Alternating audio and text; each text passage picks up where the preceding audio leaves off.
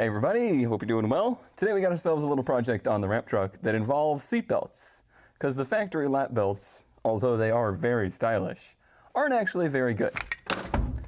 So it's time to do a little bit of an upgrade. Hopefully it's going to be an easy project, but because I've said that, something's going to get really, really messed up and I'll have to track down more parts. So here's the deal. Our ramp truck is a 1968 Ford F-250. 1968 is the beginning of the era of three-point seatbelts. And in fact, in 1969, it was a standard option for this truck to have three-point seatbelts. By 72, I believe, you couldn't even get the lap belts. So this truck was built in an architecture that included the mounting points for a three-point harness, but finding them is impossible. So today we're going to try to install a aftermarket seatbelt kit.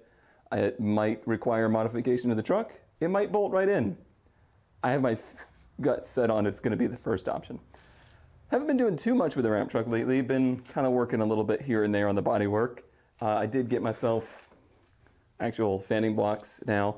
If you've never used one of these, I highly recommend it. These are super handy, and you can buy sandpaper like fruit by the foot. Instead of in sheets, you buy a big roll of it. And it's way more cost effective, and it's just the way to go with that stuff. And it helps you. The reason you would use this is to keep things flat, because when you use either your hand or a little sander, the tendency is the sandpaper is going to remove material wherever it's easiest first. It's not going to try and keep things flat. Enough of that. The body work is an ongoing project that is taking ages, and it will take ages. The other thing that I've been doing lately is sorting. You can see we've got all of this stuff back here on the bed. Can't really see it, can you? Kinda. That's because I've been working on this Imperial fittings and valves cabinet full of these little plastic drawers full of random crap. Well, we've been sorting through that on stream lately. So that's been pretty much the only things that I've been working on out here in the garage lately, because it's been pretty miserably hot. It was supposed to be a little bit cooler today, but does it look cool out there? Because it's not cool out there. But anyway, today's project is going to be hopefully installing this. Seatbelts from Seatbelts Plus. For 47 to 67, note that, 67 Ford truck. Okay, that's it, huh? Really thought there would be more stuff. Slip. I need a knife.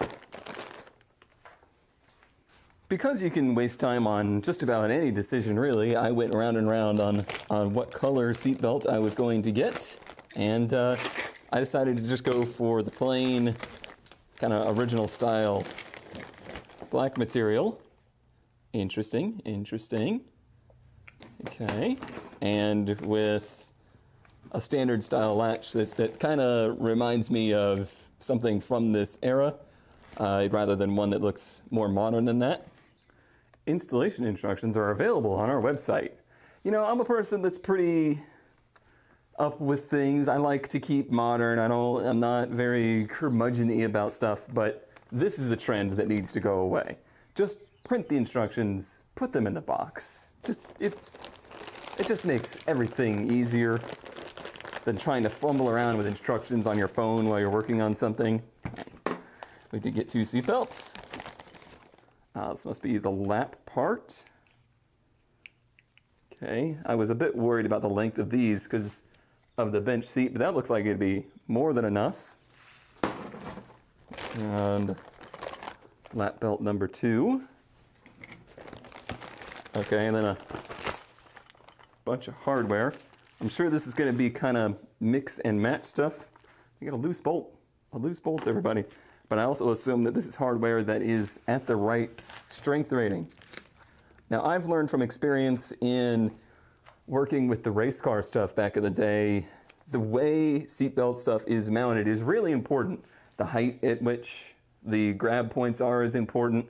Not so much with the 3-point stuff as it is with 4, 5, and 6-point harnesses.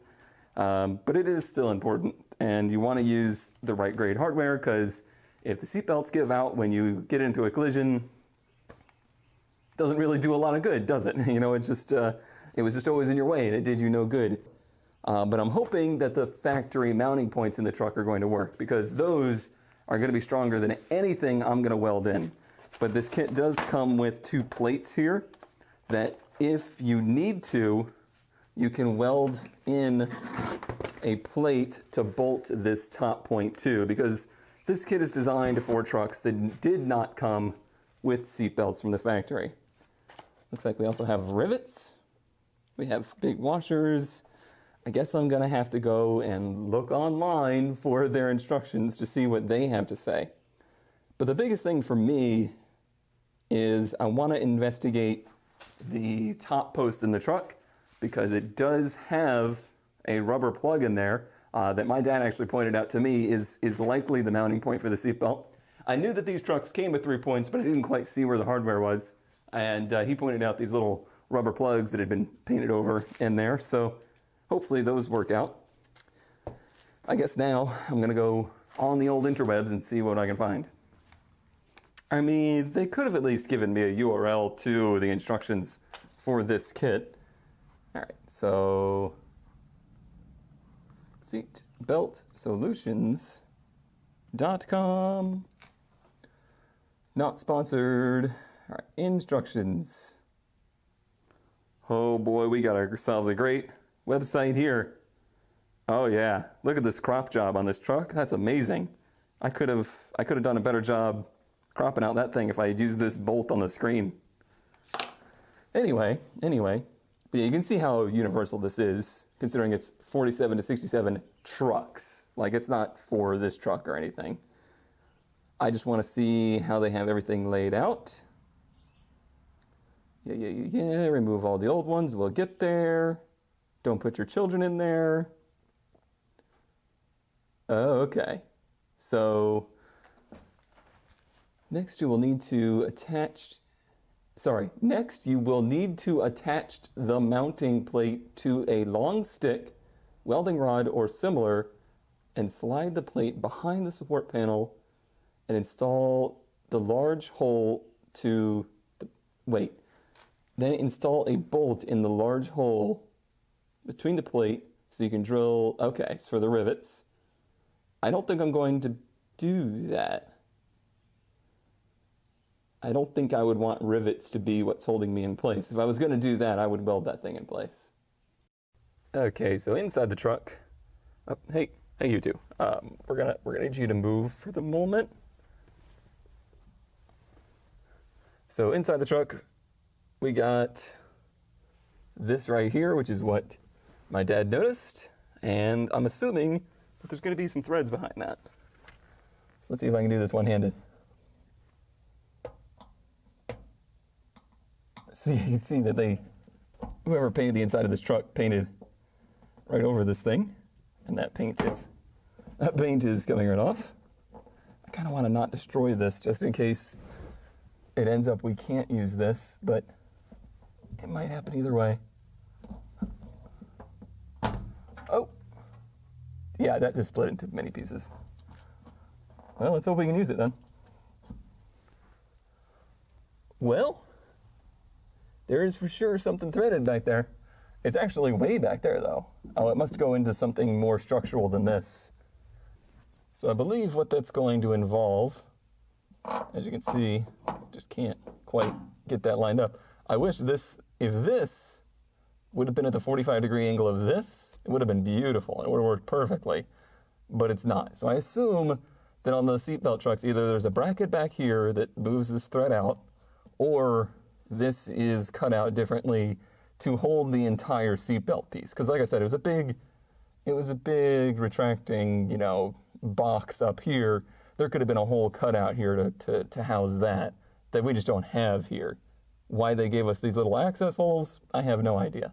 But I think what I want to do is modify this up here to be able to get all of this basically to sit in there and flat, or flat-ish, because this actually stands off of the threaded hole back there a bit. All right, so I think I've devised a plan, and step number 1 is going to be to drill a hole next to this hole that already exists, just to try and make sure that we are getting a straight shot into there, and that will work if we do. I'd like to remove as little material here as possible, but I did make an outline of the general shape of the shoulder bracket there in case we need to cut that far. I'm going to leave definitely everything from this lip over to the window because I don't want to mess with that part of it, but we may have to go this far. But let's try just drilling a hole there first. It's very hard to film in here, I'm sorry.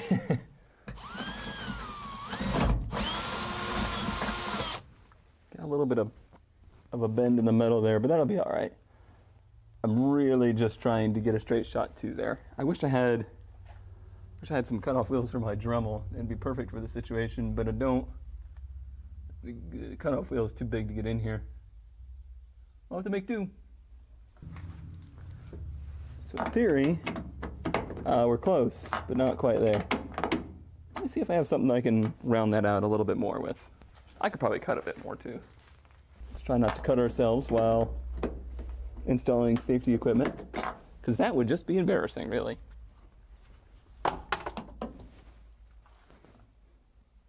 I don't know what I just lost, but it's probably gone for good.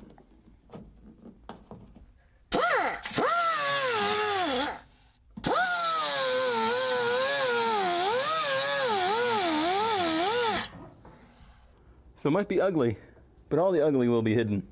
Like me when I'm off camera. Well, let's make sure that the bolt is going to thread in. I'm going to send a wire wheel down these threads because they've been painted, they've never been used. Who knows how much schmutz is in them. And then let's see. This will thread.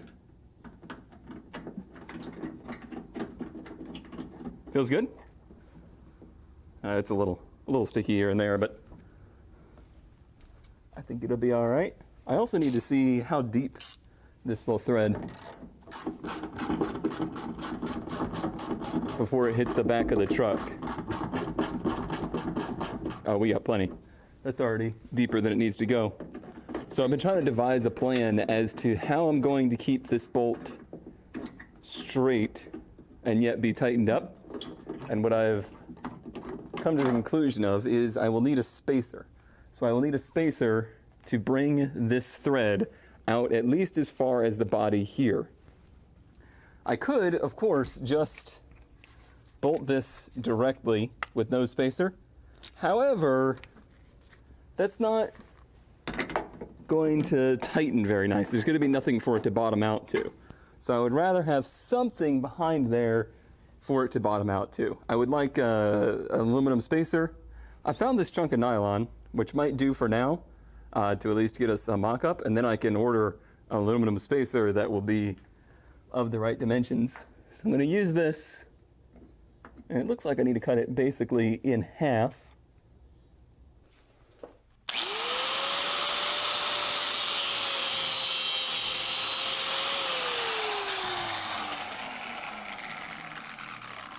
Belty. All right, so I just went ahead and kind of face this down a little bit, and that looks pretty good. Yeah, that's pretty good right there. So I think this is the kind of piece that I will end up needing. I'll probably get the right diameter instead of this one, which is just a little too large, but it's pretty darn close. So let's try to mock this up.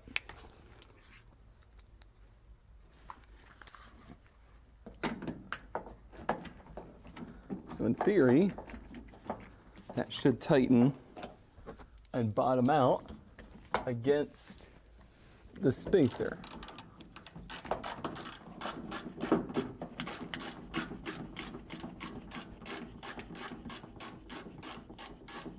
Eventually, maybe, possibly.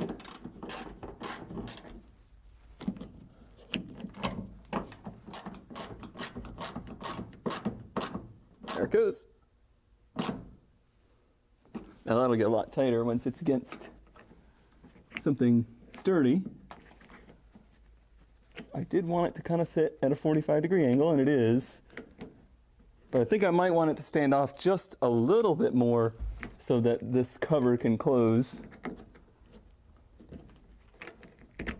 and better hide what we've done up here, because currently it can't quite close. And then this part goes to the bottom, as does this part.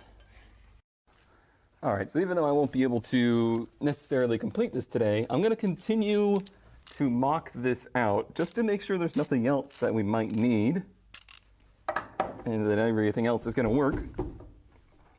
This is the factory lap belt mount, which is actually coming done easier than I expected. Hopefully, it is a threaded hole and I'm not backing off a nut on the other side of this and causing a disaster. Now I think this bolt here is going to be quite large and might not work with that angle bracket that we were provided. Let's see. What a weird thread. It's a fine thread. That might actually be the same thread that we got. Okay. And that is in good shape. I'm going to do the same thing and clean these threads. Oh, that goes straight out to nature. That hole just keeps on going. No wonder it's so rusty. Okay. There we go. And let's see. Are you the same thread? It is indeed. Excellent news. Excellent news. And because that goes all the way down, the length of it will not matter. So now I do need to look at how the orientation of all this stuff works, make sure we have enough space. It's looking pretty good. Goodbye, lap belt. Ease of access of these bolts, poor. Audio quality of this section, probably also poor. But I had to turn a fan on because dying of heat exhaustion while installing safety equipment, it's just not a good look, you know? It's not a good look at all. I just don't feel like I've been outside of Florida long enough yet to be able to avoid the Florida Man headline, you know? Now, the part of this I'm a little concerned about is, will the door shut when this is tightened? Not too sure. And have I looped these incorrectly? Doesn't appear so. Like this might have a little twist to it there, but what seatbelt doesn't?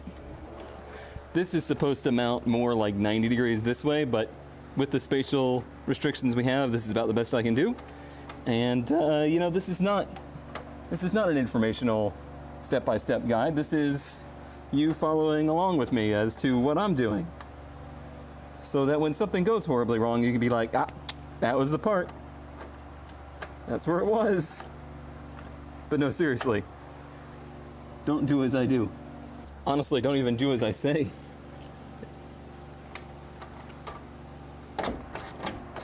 All the hardware for nuts and bolts are nylon locking, which is nice, as they should be, for anything to do with safety equipment like this.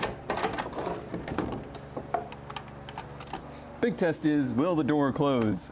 I'm pretty convinced that it will not, but you gotta test it. Get ready to be sad, everybody.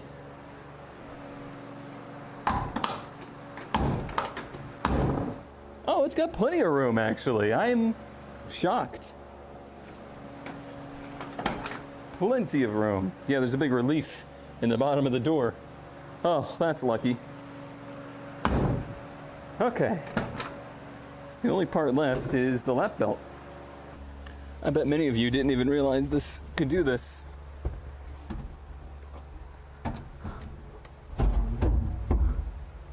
The seat moves forward. Not much, but it does. Boy, are those hard to get to. Oh boy. It's gonna be fun. Not only are they hard to get to, they're tight.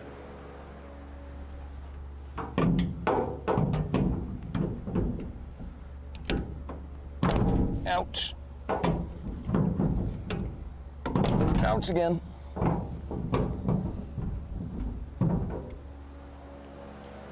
Dang, old socket's too big. Smaller socket. Maybe. Slow progress, but progress.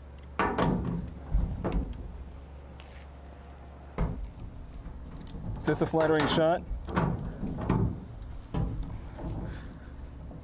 I don't care, it's working.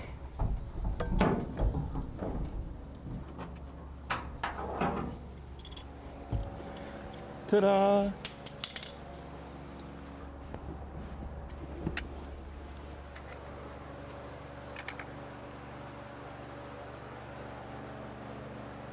Any date? It's all deteriorated. No dates. I was just curious if these are original or not. They're holding strong though. Not like they're, I mean, they're probably not as strong as they used to be. Okay. Let me go ahead and get that other one. Here, let me show you. Way down there. And you can see they're kind of tucked under the gas tank, so at a bit of an angle. Plenty of schmutz back there too. Not really food, more acorns. So, what's the weirdest thing you've found cleaning out a car or taking out seats of a car? I've certainly found some grotty things. One of the grossest things was taking the front end off of one of my 240s. I found the remnants of a deer from many, many years ago. My cousin will remember that story. Inside a car, the weirdest thing I think I found was in the SW20 MR2 that I owned, which had T-tops, which, as you know, never leak. And the owner swore that they didn't. I found, after taking the seats out, a bunch of what I thought was used baby diapers, which was really weird because it's an MR2. But it didn't really occur to me till after the fact that they weren't used and they weren't for a baby. They were soaking up the water from the leaking T-tops. That was a funny one. Oh, those T-tops leaked. They leaked so much that if I drove in the rain, it would like drip off the roof in front of my face. I still loved them though. I like T-tops way more than convertibles. Very fun to drive around with that feeling of openness without having everybody looking at you in a convertible. I liked it. Would do again. That's a mistake I would make once more. Now to try and install the new lap belts. You see there's holes behind the seats where these could thread in for the bottom. I am not going to do that because I cannot figure out. Yes, I can. I'm smart enough to do this. I'm going to do it. I'm going to put them through the bottom like they're supposed to be. Even though these are not the seats from this truck, considering they have ashtrays in the back. These were probably from a van or something. Okay, so all we need to do is feed them under the seat and then feed them through the hole and then grab it from there. I wonder if the reason they did this was because the holes in the seat don't line up with the holes for the lap belts, but I don't foresee that being a problem. He says before it was a problem. Employ a washer, and luckily the head of these bolts is smaller. So I'm hoping I can get a socket down there easier. So far so good. I haven't actually checked to make sure that camera's recording in a while. Huh. But what about story time? Did you miss story time? Nah, you were good. I'm not getting delusional because of heat exhaustion. Pfft, that's you. It's so hot. All right, before I go and do the other one, let's do a test here, make sure that works. Okay, let's see. Sure, it needs to be adjusted, but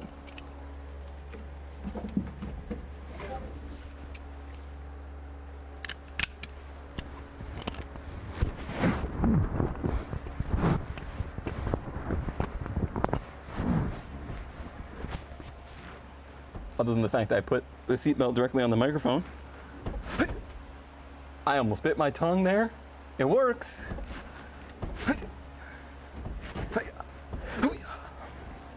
And that's with that back one just kind of loosely mounted on that nylon. I think if I put a aluminum spacer on that, that's going to be great. Is it too tight? Nah, it's good. Woo! All right. Order me up a spacer. Tell Discord to calm down over there. And we'll do the other side on another day when hopefully it's cooler. Woo! Woo! I'm happy though. This worked out well.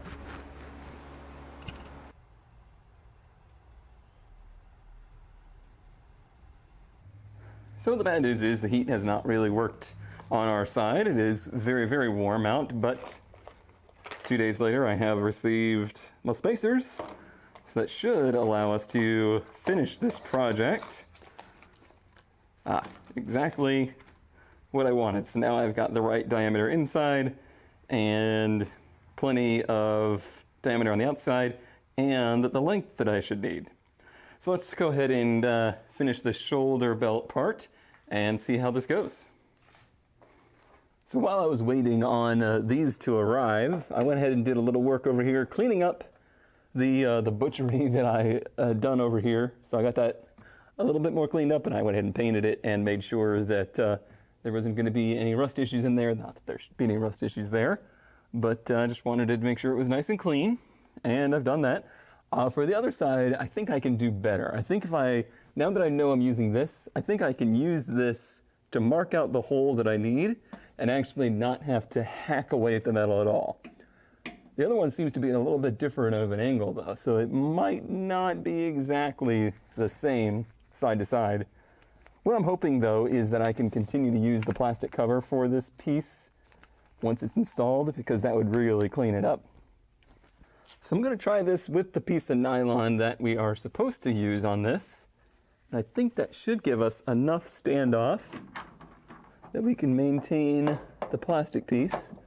And this should let us have enough thread left over that we can have this good and torqued. Now the point of this is that it should be tight, but not so tight that it can't spin anymore. But when it does spin, it shouldn't move the hardware, which it's not. And then we should be able to put this back on. Excellent. I mean, yeah, other than the red square behind it, or the black square behind it, I mean, you can hardly tell that it's there. And I think that's going to work just fine. Now that piece behind it that we've threaded into, it's actually not... It's not crazy strong. Like, there's going to be a little give in this, but in order for this to actually fail, to have a failure mode on this, there would be enough force to basically cave in the whole top of the cab. Some dummy let the memory card get full on the camera, but that is pretty good. I'm happy with that. Works nicely, looks pretty decent. I could go in there and repaint that red bit behind it, but honestly, don't really care that much that doesn't match around there. And most of the hole that we cut in there to mount the hardware is completely hidden, so pretty happy with that. Pretty darn happy, and it's a nice upgrade. I feel a lot better. Now to do the other side. I'm trying to get this seatbelt retractor in over here. It is a warm one out there today, which means it's a warm one in here. All right, so this side still has a rubber plug in it. That one came right out. And you can definitely, well, I can definitely tell the hole for this one is actually almost lined up. Quality factory standards there in 1967, let me tell you. All right, I think we're ready to put the last piece together here. Just gotta put washer in this. And then that through that, that through that, that through that.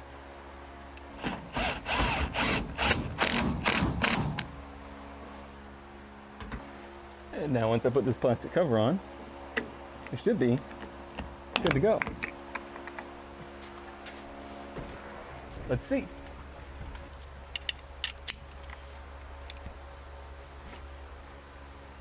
Feels good. Pretty happy with it overall. I got some more adjusting to do on this one. I think I need to move the retractor around just a little bit. Let's make sure the door still closes, so we get the board out of the door.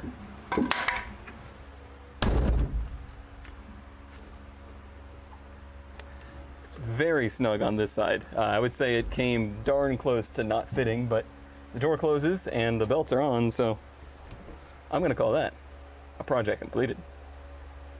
All right, I think that is one project that is done. Seatbelts are in. I was starting to think I was destined to not finish another project in this thing in ages or years or lifetimes, I don't know.